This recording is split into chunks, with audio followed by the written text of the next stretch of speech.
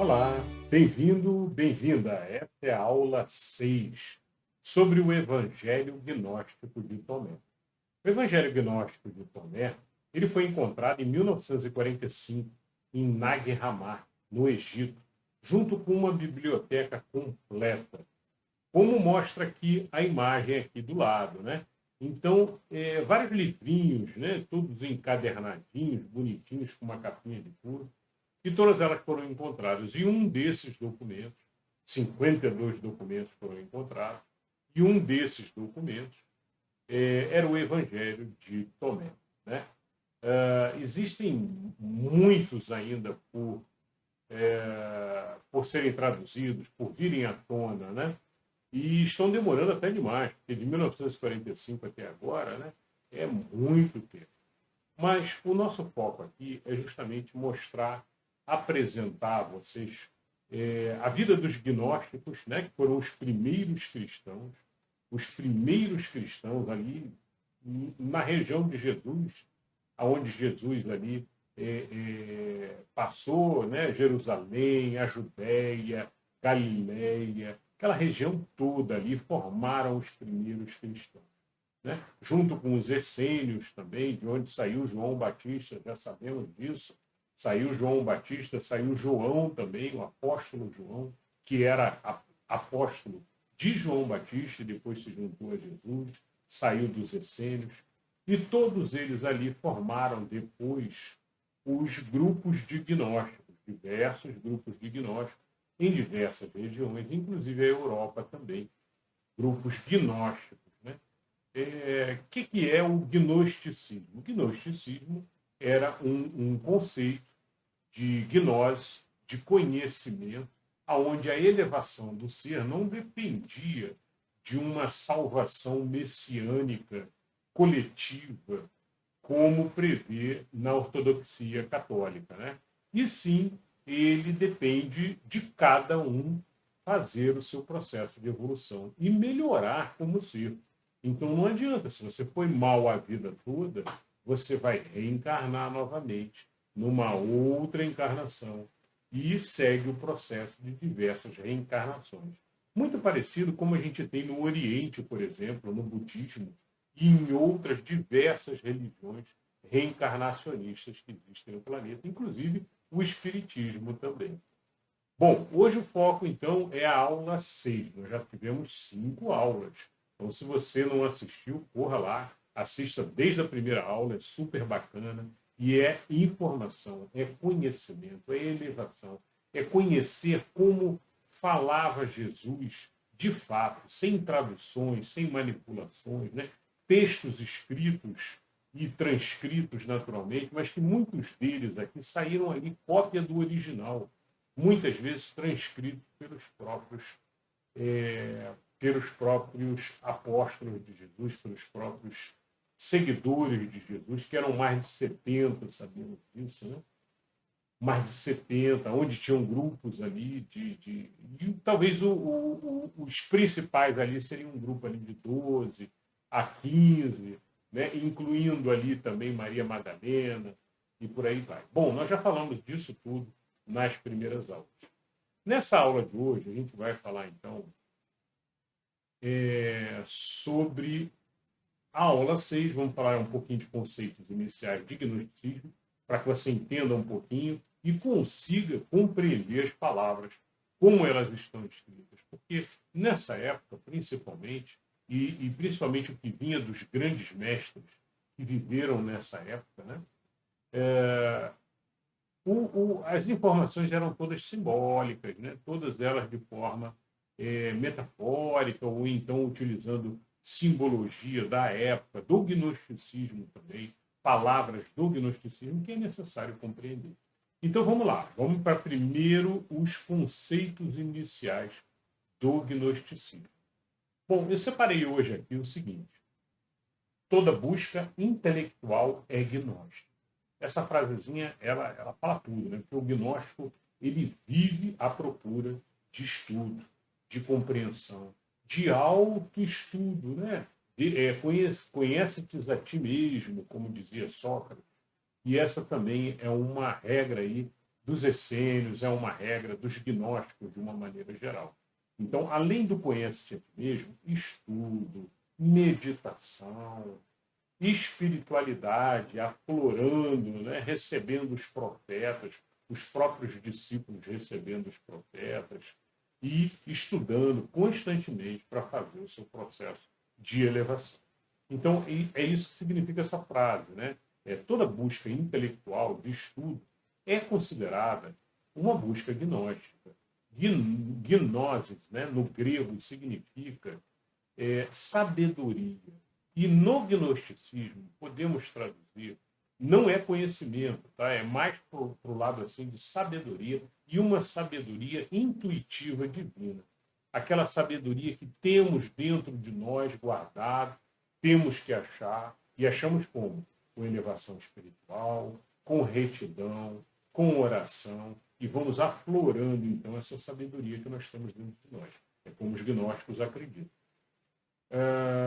Muito bem, mas não é só os gnósticos que acreditam, né? O budismo também acredita, o hinduísmo. A maioria das religiões falam muito de reforma íntima, e quando fala de reforma íntima, fala um pouco de autodescoberta, né? Da pessoa se autodescobrir, se conhecer internamente.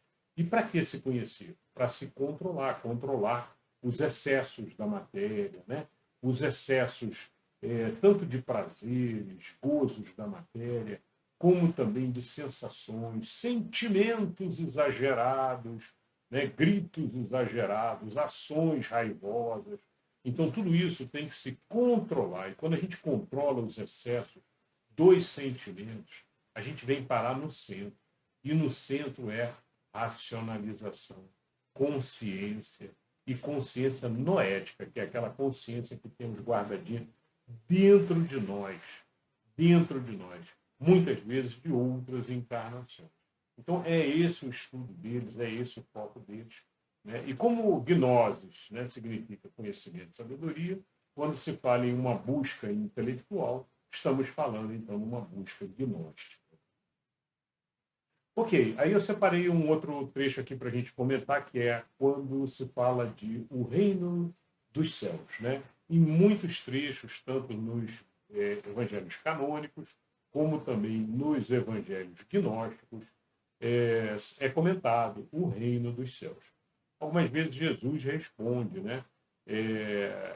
E fala sobre esse assunto, né? Sobre o reino dos céus. Então, o reino dos céus, para o gnosticismo, né? Para o gnóstico, o reino dos céus é um achado interior de cada ser. E não um local definido em um determinado local geograficamente delimitado. É lá no céu. Ou então, não, é lá no mar. Não, não é num local definido. Né? O reino dos céus está dentro de cada um, como disse Jesus. Em Lucas, capítulo 17, versículo de 20 a 25, Jesus disse: o reino de Deus não vem ostensivamente, nem se poderá dizer, está aqui ou está ali, porque o reino de Deus está entre vós. Assim foi traduzido nos canônicos, nos evangelhos sinóticos. Né? Lucas é um dos sinóticos aqui, então, assim foi traduzido, entre vós. O detalhe é a palavrinha entre vós. Né? Na verdade, no evangelho de Tomé, a gente vê essa frase exatamente muito parecida, né? Só que a gente vê ela de forma clara, direta e objetiva. O reino de Deus está dentro de vocês. Tá? E nós vamos ler isso mais de uma vez aqui nos logions, aqui nos ensinamentos, né? Nos logions do Evangelho de Tomé. Nós vamos encontrar várias vezes isso. Precisamos só compreender que não foi dito que está entre vós. Entre vós significa o próprio mundo terreno. Isso é o reino de Deus. Né? Na verdade, não é isso. Isso ou foi uma tradução errada ou uma tradução propositadamente errada. Tá? O que realmente se encontra no Evangelho de Tomé e que foi traduzido recentemente pelos historiadores é o reino de Deus está dentro de vós. É isso, pessoal. Temos que tomar cuidado aí e ler na fonte, né? Beber a água na fonte. E nada melhor do que os evangelhos aqui encontrados em Nag Hammadi e também os encontrados no Mar Morto, em 1947, 2 aninhos depois. Nós vamos trazer gradativamente aqui também no canal outros evangelhos e outros documentos muito interessantes, como o Pistis Sophia, por exemplo. Pistis Sophia é um documento também que contém ali os ensinamentos mais secretos de Jesus para os discípulos. E aí foi compilado, então, o Pistis Sophia. Em breve a gente terá aqui também no canal. Então, faça a sua inscrição, deixe seu like para receber os avisos. Ok, pessoal, sobre o gnosticismo, era esse o trecho que eu queria trazer aqui para vocês hoje, né? Um ponto de atenção aqui sobre... vamos ler os gnósticos aqui para ver realmente o que Jesus queria dizer com cada um dos seus ensinamentos e para entender, de fato, como funcionava todo o pensamento dessa população que vivia na Galileia, na Judéia, no Egito também, né? Com pensamentos nessa direção, na direção gnóstica. Na maioria deles, tá? Tinha muitos pensamentos judaicos, naturalmente, né? Mas o próprio judaísmo, né? Do judaísmo saiu o gnosticismo setiano, que é um gnosticismo com características judaicas. Vamos falar sobre isso em outros vídeos aí. Ok, vamos lá então. Hoje a gente vai ler do Logion. Logion é ensinamento, né? Já falamos sobre isso aí. Hoje nós vamos do Logion 31 até o Logion 40. Bora lá. Logion 31, Jesus disse: nenhum profeta é aceito em sua cidade. Nenhum médico cura aqueles que o conhecem. Bom, a frase ninguém é profeta em sua própria terra, né? Também se encontra nos evangelhos sinóticos. Só para lembrar, evangelhos sinóticos são aqueles 3, né?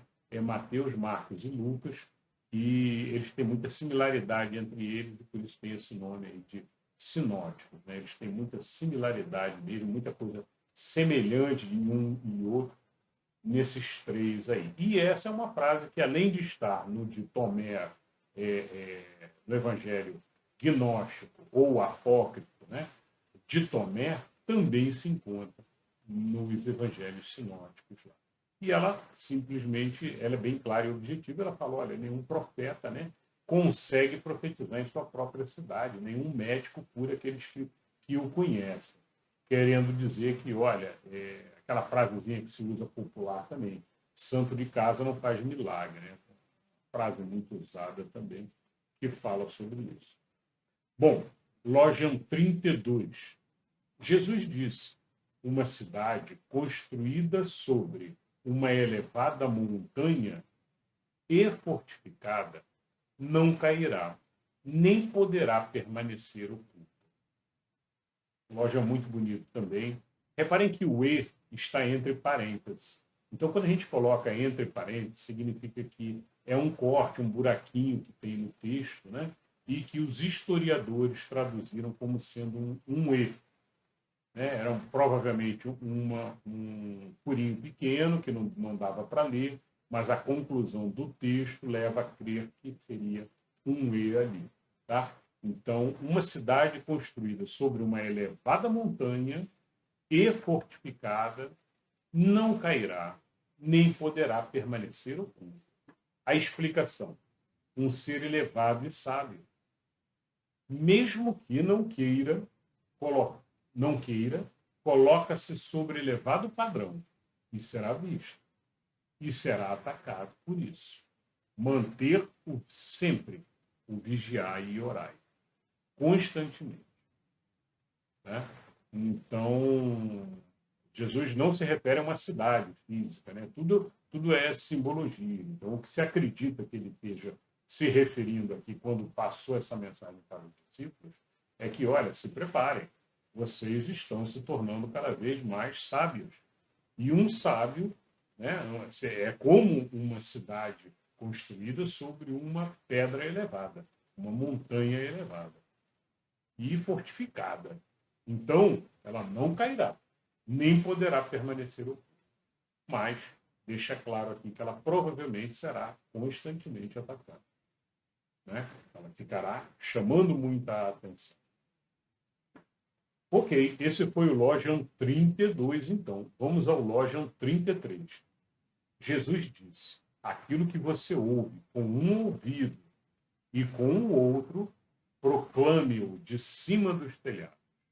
Com efeito, ninguém acende uma lâmpada para botá-la debaixo de um alqueire, nem pô-la em um local escondido, mas no lampadário, para que quem quer que entre ou saia, veja a sua luz. Então, um texto muito bonito também, né? Parecido com os canônicos, e a mensagem é, olha, passar adiante a luz que foi acesa, ajudando a levar essa luz aos outros, aos demais. Então, basicamente, é essa a mensagem de Jesus aos seus discípulos. Né? Passem adiante essa luz, coloquem ela em cima. Antes, Jesus fala, olha, o que você ouviu com um ouvido e ouviu com o outro, ou seja, ouviu com a certeza, realmente, do que estava ouvindo, né? Proclame-o de cima dos telhados. E logo depois ele fala, então, sobre colocar a luz bem elevada para que ilumine a todos. Então, mais um Logion que fala sobre passar adiante o Evangelho, passar adiante os ensinamentos. 34. Jesus disse: se um cego conduz outro cego, caem ambos num poço. E a explicação: quem vai ajudar no caminho deve, antes de tudo, ter já encontrado a sua luz interior.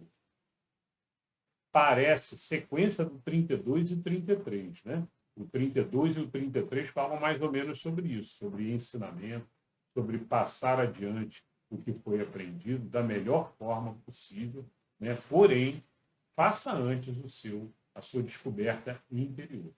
Faça antes a sua elevação espiritual. Essa foi a 34. Vamos agora a 35. Logion 35.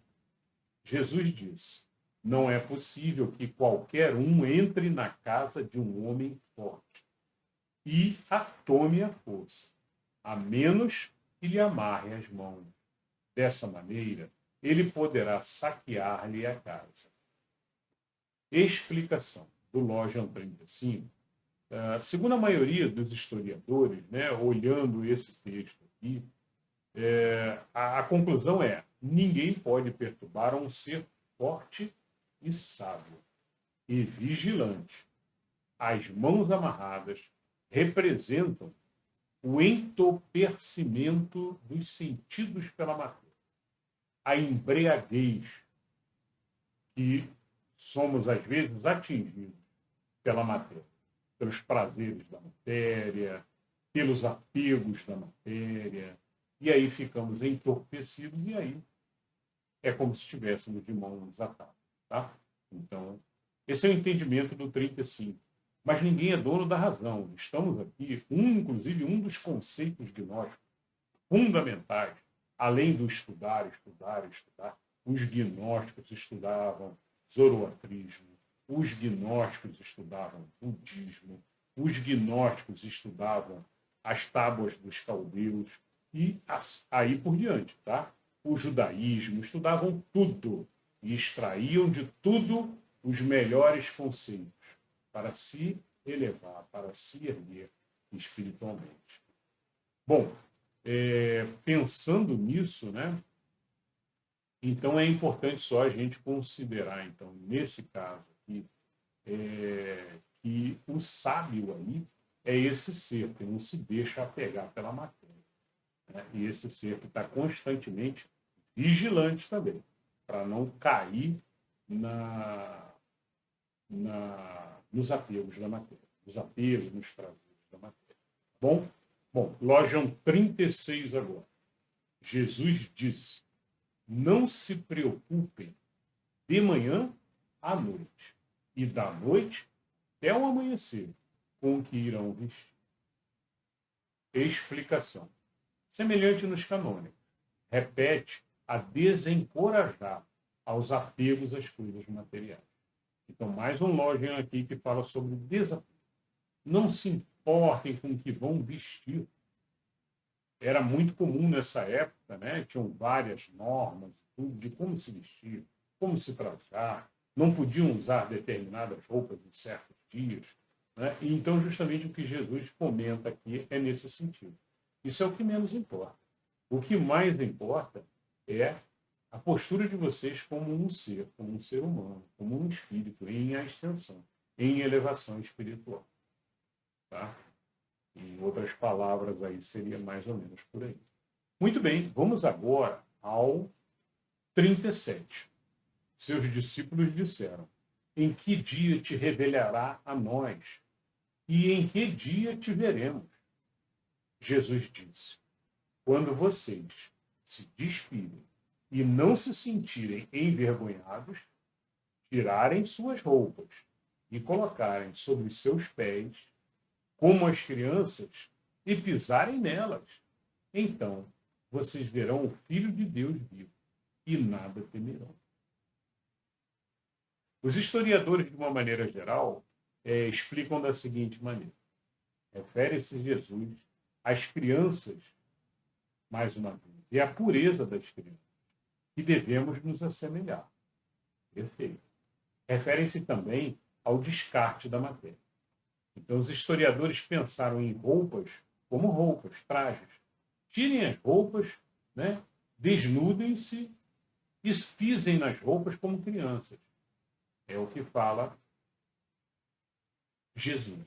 Jesus, perdão. É o que falam os historiadores. Os historiadores traduziram dessa maneira. A minha tradução é uma tradução já espírita, né? E gnóstica também, porque o gnosticismo era tremendamente espírita, sabemos disso. Né? Tinha os conceitos todos espirituais arraigados com o gnosticismo, inclusive de reencarnação. O desnudar, na minha opinião, seria o momento de deixar a carne. No momento em que você larga a carne, tira essa roupa, tira esse traje, de desnudar. Colocar as suas roupas sobre os seus pés. Adivinhem o que é isso? Que é o que fazemos até hoje, né? Quando morre, o corpo vai para debaixo dos pés. E pisarem nelas, lógico, estão debaixo dos pés. E não ficarem envergonhados. Não ficarem envergonhados com a vida que viveram, com a encarnação que passaram. Sem ter vergonha do que fizeram em sua encarnação. Tá? Esse é meu entendimento. Meu entendimento. Mas não vão encontrar esse entendimento em outros livros, não. Aproveitem, coloquem o seu entendimento nos comentários. Fiquem à vontade. Ninguém é dono da razão. Estamos estudando juntos. Tá? Então, por favor, fiquem à vontade. Eu adoraria responder e vou responder na medida do possível todos. Então, deixem seus comentários, se inscrevam e deixem o like também, que ajuda o canal. Lógico 38, Jesus disse: muitas vezes vocês desejaram ouvir estas palavras. Vamos lá, 38. Depois vou voltar no 37, que eu me lembrei de uma coisa. 38. Muitas vezes vocês desejaram ouvir estas palavras. Que ora lhes digo, e não tinham vocês de quem ouvi-las. Dias virão em que me procurarão e não me encontrarão. Muito bem. Explicação. Informações só passadas aos discípulos mais próximos, né? Então, informações ali que Jesus passava realmente só para os discípulos mais próximos. E aqui Jesus está avisando, olha, haverá dias que vocês me procurarão e não me encontrarão. Eu acredito que nesse lógico aqui, provavelmente, os discípulos faziam isso constantemente. Era o que eles chamavam de profetizar, que era mediunicamente. E Pedro, por exemplo, era um médium que tinha vários relatos de mediunidade, inclusive nos canônicos, se procurarem. Pedro recebendo, então, um Jesus e falando como se fosse Jesus, né? E passando uma mensagem. Nesse caso aqui, pode ser um caso desse. Ou Pedro, ou outro discípulo também. Tá? Porque eles faziam as suas reuniões, faziam as suas orações e recebiam mensagens de profetas e, depois do desencarne de Jesus, Jesus veio algumas vezes também. Inclusive, olhem o 37, o texto do 37. Vejam se não é a mesma situação. Seus discípulos disseram: em que dias te revelarás a nós? E em que dia te veremos? Então, para mim, esse em que dias te revelarás significa em que dias aparecerás presencialmente diante de nós. Eles queriam contato de novo com Jesus, é o que me parece. Mas, mais uma vez, deixem nos comentários. O que vocês acham? Loja 39, Jesus disse: os fariseus e os escribas receberam as chaves do conhecimento, a gnose. É como os gnósticos chamam, o conhecimento ou a sabedoria de Deus, como já falamos, né? Então, os fariseus e os escribas receberam as chaves do conhecimento, gnoses, e as ocultaram. Nem entraram, nem deixaram entrar aqueles que queriam fazer. Vocês, porém, sejam prudentes como as serpentes e inocentes como as pombas. Então, está aí. Um belo Lógion também, justamente comentando, né? E essa mesma queixa aos fariseus é repetida no Lógion 102. Mais adiante, a gente vai chegar lá, e Jesus fala mais ou menos a mesma coisa, né? E os fariseus e os escribas, eles têm muito conhecimento. Foi dado a eles esse conhecimento e sabedoria, mas eles não deixam ser divulgado, não deixam passar adiante, né? Nem aos que querem o conhecimento. E aí Jesus fala: vocês, porém, sejam prudentes como as serpentes e inocentes como as pombas. Aí uma observação: a serpente era conhecida um animal muito inteligente pelos gnósticos. Tá? Então, inclusive, a serpente do paraíso seria uma serpente boa, e não uma serpente má, como falam o canônico. Né? É tudo simbologia? Sim, simbologia. Mas para os gnósticos, a serpente do paraíso, que oferece a maçã a Adão e a Eva, né, e comem a maçã, ela liberta Adão e Eva de um falso paraíso. Um paraíso que estava ali enganando eles ali com os prazeres da matéria. E a serpente justamente os liberta dali. Muito bem. E o 40, o Lógion 40, Jesus disse: uma muda de videira foi plantada fora do Pai. E como não se fortalece, será arrancada pelas raízes e perecerá. Naturalmente, você olhando o texto, você conclui que, olha, algo que não está com Deus dentro de si, né, que não foi abençoada por Deus, ou que não está com Deus dentro de si, não vingará, né? E será arrancada pelas raízes, né, e perecerá. Essa é a mensagem, né? Porém, aí vem a explicação. Porém, nada existe senão em Deus. Tudo está em Deus e nele vive, como afirmou mais de uma vez o apóstolo dos gentios. Apesar que, pensando de forma gnóstica, se a gente parar para pensar de forma gnóstica, não existe fora de Deus. Não existe. Pois Deus é tudo. Deus é o todo e está em toda parte.